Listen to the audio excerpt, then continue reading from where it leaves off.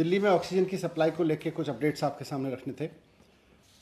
हम सब देख रहे हैं कि दिल्ली में एक समय पिछले करीब 15 दिन पहले कोरोना के केसेस एकदम बाढ़ की तरह से तेज़ी से आगे बढ़ रहे थे और पॉजिटिविटी रेट भी बढ़ के 35% पहुँच गया था। 80,000 से लेके 1 लाख टेस्ट रोज़ हो रहे थे और उसमें लगभग 27,000 तक मरीज़ आए हैं। 27-28,000 तक पेशेंट्स की संख्या रही है दिल्ली में, वो भी अब घट के नीचे आ गई है। तो एज ऑन टुडे अगर मैं देखूं तो पॉजिटिविटी रेट 14% आ चुका है और मरीज़ों की संख्या, डेली जो मरीज़ आ रहे हैं उनकी संख्या भी आज घट के 10,400 के करीब रह गई है। तो केसेस तेज़ी से कम हुए हैं। जितनी तेज़ी से केसेस बढ़े थे उतनी तेज़ी से दिल्ली में ऑक्सीजन की डिमांड भी बढ़ी थी, ऑक्सीजन की ज़रूरत भी बढ़ी थी।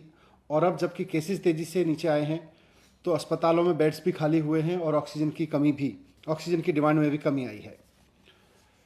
जब ऑक्सीजन की बहुत ज़्यादा ज़रूरत थी तो हमने कैलकुलेशन करके देखा था कि उस समय के हिसाब से हमको 700 मीट्रिक टन ऑक्सीजन की ज़रूरत थी। Number of patients, number of cases in hospitals, bed occupancy, इन सबको कैलकुलेट करते हुए हमें 700 मीट्रिक टन की ज़रूरत थी।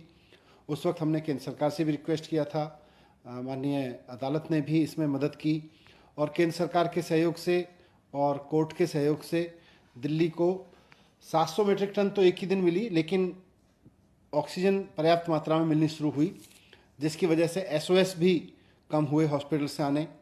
और आज पिछले 24 या 48 घंटे में बामुश्किल किसी हॉस्पिटल से एक आध जगह से एसओएस आता है कि उसके यहाँ ऑक्सीजन की ज़रूरत है या ऑक्सीजन की कमी पड़ रही है और उसको तुरंत अरेंज कर दिया जाता है।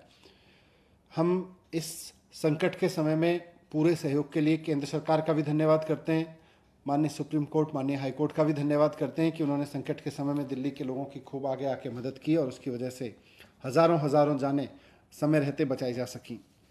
आज हमने फिर से सारी चीज़ों को कैलकुलेट किया है और हमने ये देखा है कि दिल्ली में बेड ऑक्यूपेंसी और मौजूदा केसेस को देखते हुए, मौजूदा एडमिटेड पेशेंट्स को देखते हुए दिल्ली में ऑक्सीजन की ज़रूरत अब 582 मीट्रिक टन रह गई है।